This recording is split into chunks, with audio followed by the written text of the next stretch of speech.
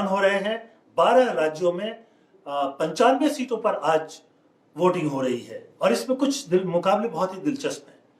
सबसे दिलचस्प मुकाबलों में 2 सीटें उत्तर प्रदेश की हैं। मथुरा की सीट जहां मशहूर अभिनेत्री हेमा मालिनी चुनाव लड़ रही हैं और फतेहपुर सिकरी की सीट जहां से राज बब्बर चुनाव लड़ रहे हैं। दोनों फिल्म की हस्तियां हैं। राज बब्बर कांग्रेस से हैं। इसके पहले वो आगरा से लड़ते रहे थे। पिछला चुनाव वो गाजियाबाद से हार गए थे, लेकिन हेमा मालिनी मथुरा का चुनाव पिछली बार भी जीती थी। उनके पति धर्मेंद्र भी वहां चुनाव प्रचार के लिए पहुंच गए थे। तो जाहिर सी बात है कि ये फिल्मी हस्तियां जो हैं वो अपनी एक छाप तो छोड़ती ही हैं, तो उस पर हम बात करेंगे। इसके अलावा आज जहां पर मतदान हो रहे हैं उसमें जो प्रमुख सीटें हैं उनमें से कुछ और महत्वपूर्ण सीटें हैं जिनमें कर्नाटक के पूर्व मुख्यमंत्री, पूर्व प्रधानमंत्री एच.डी. देवेगौड़ा वो तुमकुर सीट से चुनाव लड़ रहे हैं। कांग्रेस से केंद्र में मंत्री रह चुके सुशील कुमार शिंदे ये सोलापुर से चुनाव लड़ रहे हैं, महाराष्ट्र में है ये। और फारूक अब्दुल्ला जो नेशनल कॉन्फ्रेंस के हैं वो श्रीनगर से चुनाव लड़ रहे हैं। तो ये कुछ लोग हैं जो बहुत महत्वपूर्ण हैं और जिनके चुनावी भविष्य का फैसला आज हो जाएगा। हमारे साथ मौजूद हैं वरिष्ठ पत्रकार शीतल सिंह। शीतल जी, सबसे पहले जी उत्तर प्रदेश से शुरू करते हैं। जी जी जाहिर है कि पूरे देश की नजर भी उत्तर प्रदेश पर है। बीजेपी सत्ता में आएगी या नहीं आएगी, बहुत कुछ इस पर निर्भर करता है कि पिछला जो उनका रिकॉर्ड था उसको वो दोहरा पाते हैं कि नहीं। पिछली बार जो 80 सीटें उत्तर प्रदेश की हैं उसमें से 71 सीटें बीजेपी ने अकेले जीती थी और 2 उनके सहयोगियों ने। तो 73 सीटें, 80 में से 73 सीटें थी और इसलिए पूर्ण बहुमत आसानी से उनको मिल गई और वो जीते। तो एक फेज का चुनाव हो चुका है वहां, जिसमें 8 सीटों पर मतदान हो चुके हैं। 8 सीटों पर आज मतदान है। तो मैं एक तो ये हेमा मालिनी और राज बब्बर इनको भी नजर में रखते हुए ये भी इलाके पश्चिमी उत्तर प्रदेश के ही हैं और मैं चाहूंगा कि आप एक त्वरित टिप्पणी इस पर करें। एक तो ये 8 सीटें फिर वही हैं जो बीजेपी जीती थी।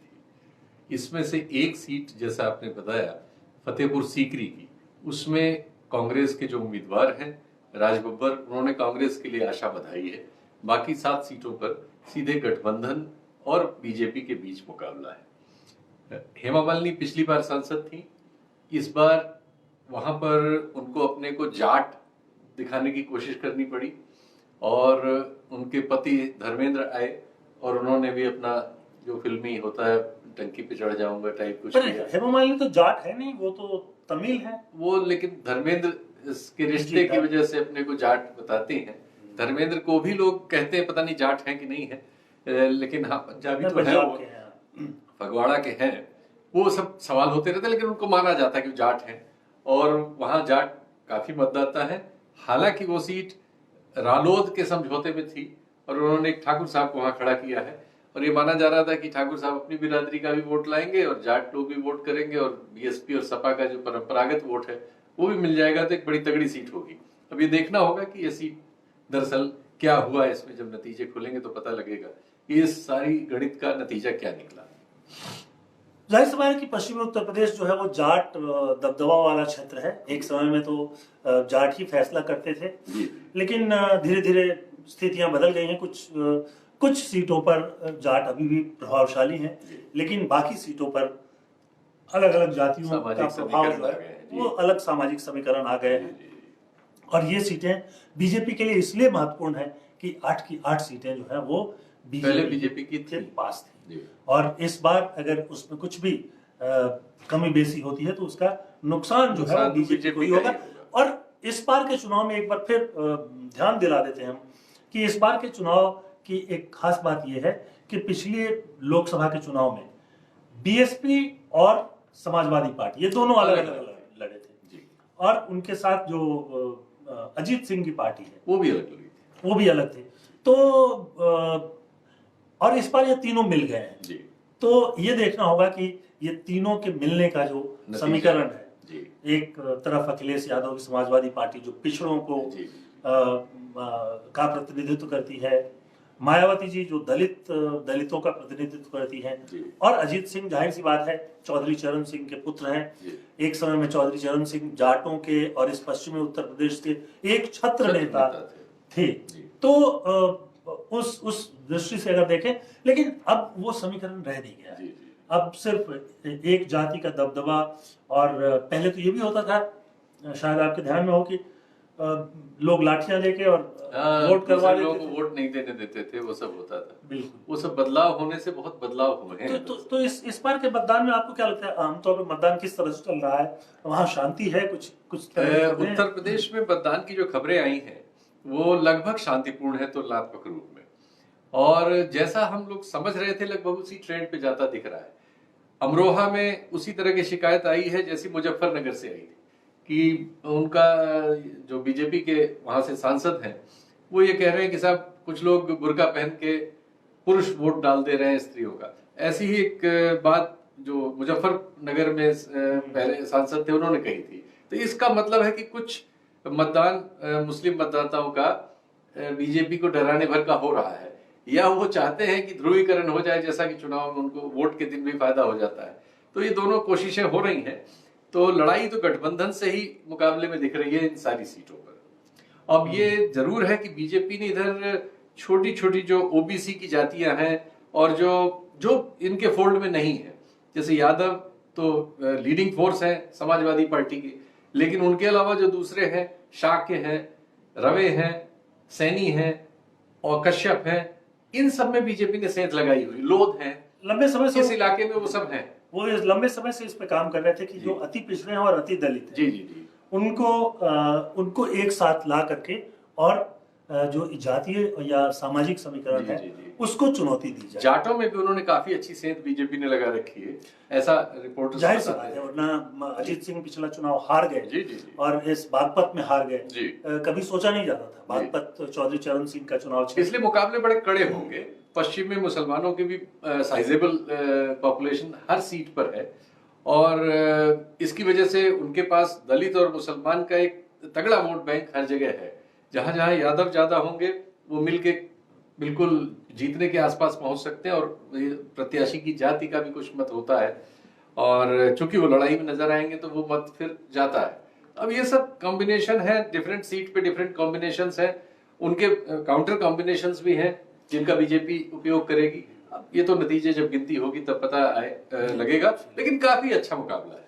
और इसी क्षेत्र में एक और घटना हुई, हालांकि शांतिपूर्ण ढंग से मतदान हो रहा है, लेकिन एक घटना हुई, बीजेपी के सांसद हैं और उम्मीदवार भी हैं इस बार फिर, भोला सिंह। तो उनको जो है उन्होंने एक मतदान केंद्र में वो घुस गए, वहां के जो सुरक्षा अधिकारी थे केंद्रीय सुरक्षा बलों के, उन्होंने उनको एक फोन लगा के कहा कि डीएम से बात कर लीजिए, और पता नहीं वो बात डीएम से हो रही थी या किससे हो रही थी, लेकिन सुरक्षा कर्मी जो था उससे बात हुई और उसके बाद उसने उन लोगों को मतदान केंद्र में अपने समर्थकों के साथ घुसने की अनुमति दी। इसके वीडियो आ गए, और वीडियो इस समय सोशल मीडिया में और मीडिया में भी काफी हद तक चर्चित हो गए हैं। ये एक मतलब संदेहजनक और गंभीर बात हुई है, जिसमें चुनाव आयोग को जिम्मेदारी से अपना जो भी फैसला हो करना चाहिए। पहली कार्रवाई तो उन्होंने कर दी, और उन्होंने आदेश दिया है कि आज जो मतदान हो रहे हैं तो किसी भी भोला सिंह को रोक दिया, किसी भी मतदान केंद्र के अंदर तो ये एक बड़ी बात है, एक महत्वपूर्ण बात है, और इससे एक मैसेज जाएगा अगले चुनाव के जो चरण है उसमें लोगों को इस तरह की दादागिरी करने में थोड़ा डर होगा। वैसे होना तो भी चाहिए। हिंसा की खबर कहीं से आई नहीं है पश्चिम बंगाल, लेकिन पश्चिम बंगाल में रायगंज चुनाव वहां से हिंसा की खबर आ रही है। वहां सीपीएम के नेता मोहम्मद सलीम, जो उनके दल के भी नेता है, हालांकि वहां से 2 ही सांसद उनके थे इस बार, तो वो चुनाव लड़ रहे हैं फिर से एक बार चुने जाने के लिए, और सीपीएम ने पूरा जोर लगाया है कि वो सीट रिटेन कर सके। वैसे सीपीएम की हालत, अब लेफ्ट फ्रंट की ही पूरी हालत पश्चिम बंगाल में, कहा जा रहा है कि बीजेपी उनके प्लेस को रिप्लेस कर रही है, तो उनके लिए बहुत महत्वपूर्ण सीट है रायगंज की। तो हो सकता है कि उन्होंने वहां प्रतिकार किया हो, और तृणमूल तो इस बारे में विख्यात है कि वो इस चुनाव में काफी प्रेशर टैक्टिक्स का इस्तेमाल कर रहे हैं, और उसमें आपस में हिंसा हुई है। उनकी गाड़ी पे पत्थर फेंकने की, पता नहीं चोटें कितनी लगी, बहुत डिटेल्स नहीं आए हैं, लेकिन कुछ लोगों को चोट लगी है, अस्पतालों में भर्ती किए गए। और अब पश्चिम बंगाल से हम चलते हैं कर्नाटक की तरफ। यहाँ पर एक जो सीट है उस वो बहुत महत्वपूर्ण है जी, देवेगौड़ा जी की वजह से। जी, देवेगौड़ा जी की वजह से। जी। तो इस बार जो है वो क्या स्थिति लग रही है? देखिए, अलायंस होने के बाद कांग्रेस और जेडीएस का जो अलायंस है वो पिछले चुनाव से 14 के चुनाव से तो ज्यादा बेहतर स्थिति में है। राज्य में उनकी सरकार भी है और उन लोगों का भी जन समर्थन अपने अपने समुदायों में बहुत सॉलिड है, बहुत सारे चुनावों में टेस्टेड है। बीजेपी एक जो उसने कोशिश की थी कि पुलवामा और उसके बाद बालाकोट की घटना पर देश में एक राष्ट्रभक्ति का माहौल पैदा करके उससे वोट ले जाए, बीजेपी उस पर निर्भर है। तो अब एक सामुदायिक संगठन बनाम भावनात्मक संगठन और हिंदू धार्मिक संगठन के बीच मुकाबला है और मुकाबला वहां भी बहुत कड़ा है। लेकिन एक बात महत्वपूर्ण है नोट करने के लायक कि दक्षिण के जो 5 राज्य हैं अभी, उनमें से सिर्फ कर्नाटक ही है जहां बीजेपी बहुत मजबूत है। और पिछले विधानसभा चुनाव में भी अगर पार्टी के हिसाब से देखें तो सबसे बड़ी सीटें जो है सबसे ज्यादा सीटें उनको मिली थी, वहां उनकी सरकार भी रह चुकी है। तो लेकिन इस बार के चुनाव में फर्क सिर्फ इतना आया है कि कांग्रेस और जेडीएस ये दोनों जो पहले अलग अलग लड़ते थे इस बार साथ हैं। और देवेगौड़ा बहुत स्थापित नेता है वहां के और प्रधानमंत्री रह चुके हैं, तो जाहिर है उनके बेटे जो हैं वो मुख्यमंत्री हैं। पिछले चुनाव में सीट तो बीजेपी की ज्यादा थी, जैसे मध्य प्रदेश में हुआ, लेकिन मत प्रतिशत कांग्रेस का बीजेपी से थोड़ा सा ज्यादा था। और उसमें जब हम जेडीएस को भी जोड़ लेते हैं तो ये दोनों मिलके 50% के आसपास पहुंच जाते हैं। तो ये आधे पे है। अब ये उसको कितना सस्टेन कर पाए हैं, बालाकोट की घटना और पुलवामा की घटना से जो पैदा हुआ ज्वार था हमारे दिमागों में, देश के लोगों में, और बीजेपी उससे कितना कैपिटलाइज कर पाई है, ये चुनाव नतीजे बताएंगे। लेकिन एक अच्छी लड़ाई होगी। दक्षिण का यही राज्य है, आप ठीक कह रहे हैं, जिसमें भारतीय जनता पार्टी का दिखने वाला अस्तित्व है और वो सरकारों में भी रहे हैं और उन्होंने बड़ी कड़ी चुनौती विधानसभा में भी दी थी और लोकसभा में उनको पिछली बार काफी सीटें मिली थी। वो चाहेंगे कि उनको जो उन्होंने पुराना हासिल किया था उससे कम ना हो, उससे ज्यादा हो। दूसरी ओर दूसरे लोगों को मौका है कि इस बार वो एक साथ हैं तो अब की इसको उलट दें इस सिचुएशन को। तो दोनों चीजों के नतीजे हम लोग देखेंगे जब इसकी काउंटिंग होगी। फिलहाल वहां मतदान के बारे में कोई हिंसा वगैरह की खबर अभी नहीं आई। और एक और दिलचस्प मुकाबला जो हो रहा है वो तमिलनाडु में हो रहा है। मैं इसको दिलचस्प इसलिए कह रहा हूं कि ये अकेला राज्य है जहां जो दो हमारी राष्ट्रीय पार्टियां हैं, कांग्रेस और बीजेपी, दोनों का कोई भी अस्तित्व नहीं है। कांग्रेस का थोड़ा सा है, बीजेपी ने कोचिंग की है एक अलायंस की, लेकिन बीजेपी का एक सीट थी पिछली बार, अब की तो लोग कह रहे हैं कि शायद मुश्किल है। और वहां की खास बात यह है कि दो पार्टियां जो है जो मुख्य रूप से चुनाव में आमने सामने है, और उसमें AIADMK पिछली बार जो है वो टुकड़ों में बदल गई है, वो काफी बड़ी अच्छी स्थिति में थी। और उसका एक कारण, बड़ा कारण ये था कि जयललिता तब जीवित थी, उनके जीवन काल में चुनाव हुआ था और जयललिता का एक अपना प्रभाव था।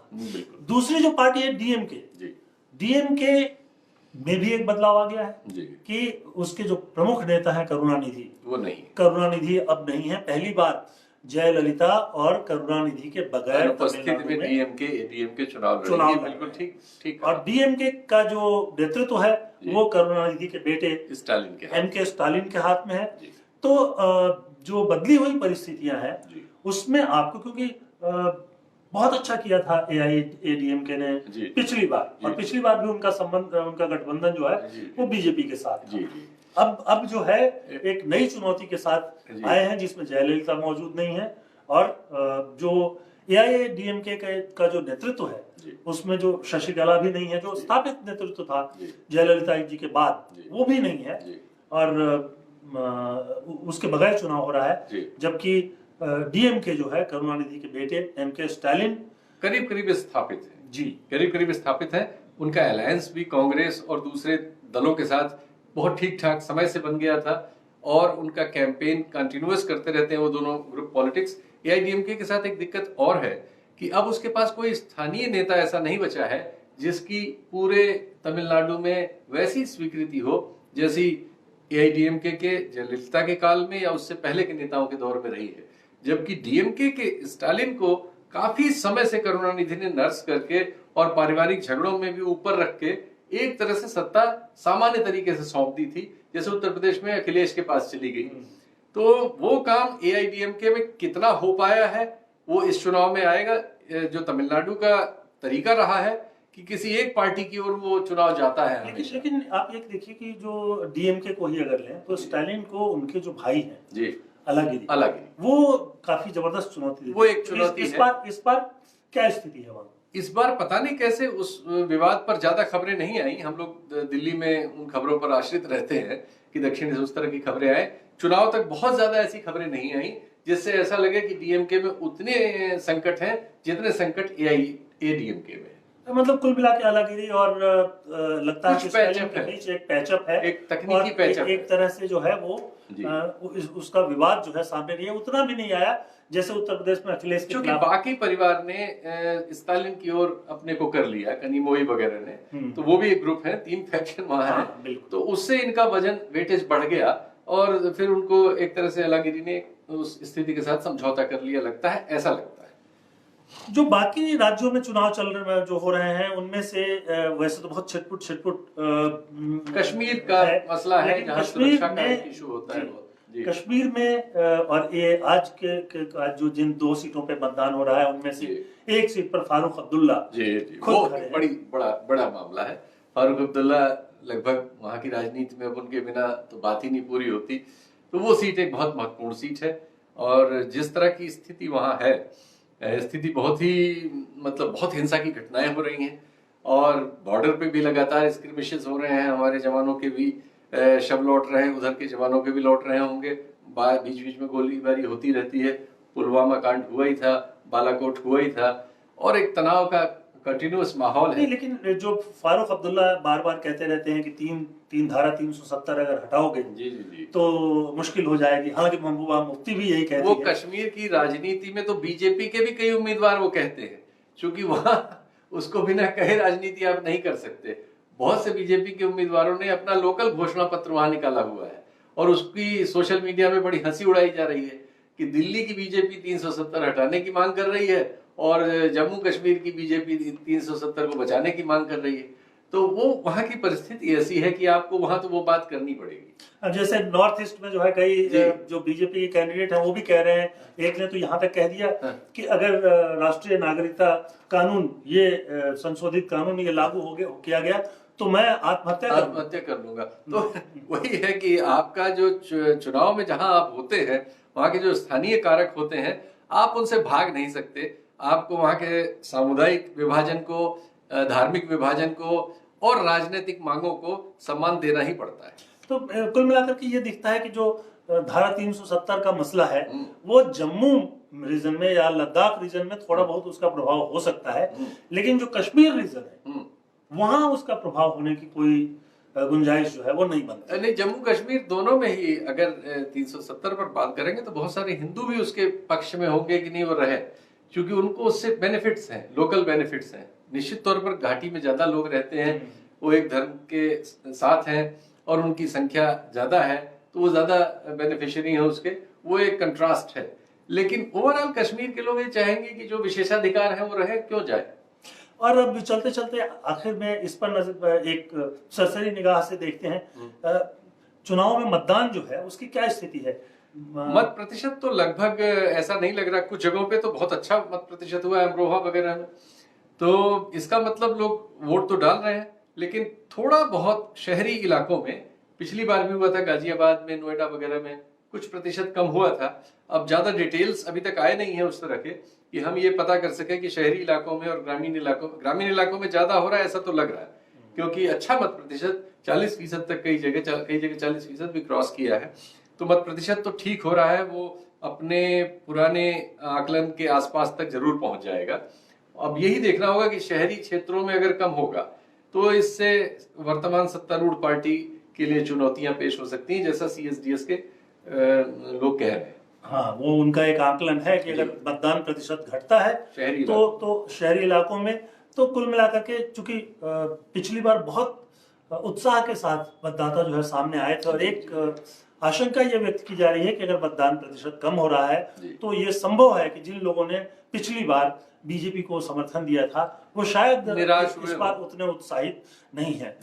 सत्यहिंदी.com पर फिलहाल इतना ही, लेकिन हम आपसे जाते जाते एक अनुरोध जरूर करना चाहेंगे कि सत्यहिंदी.com को सपोर्ट कीजिए, फेसबुक पेज पर आइए और हमारा ये चैनल जो है आप देखिए। ये एक अलग तरह की कोशिश है, अलग तरह की पत्रकारिता है, जिसमें जो सीधी बातें हैं, जो अंदर की बातें हैं, उसको बहुत सीधे सरल ढंग से हम आपके सामने रखने की कोशिश करते हैं। अपनी प्रतिक्रिया जरूर भेजें, हमारे सत्यहिंदी.com पर आए, प्रतिक्रिया के लिए जगह है, जरूर भेजें और हमें गाइड करते रहें। धन्यवाद।